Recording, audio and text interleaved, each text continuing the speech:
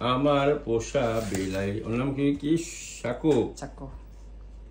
শাকো কি নাম? চাকো। শাকো।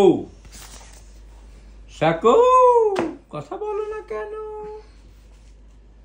তুমি আফ্রিকান গ্রে প্যারট হয়ে যদি কথা না কও, তাহলে যে একটা বিলাই আছে ও কি করবো? হ্যাঁ,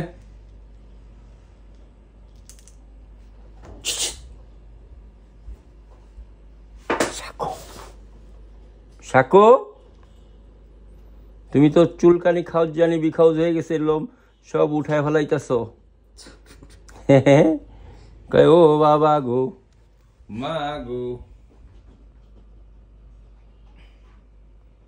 আচ্ছা, এটা যিনি পরিচর্যা করবে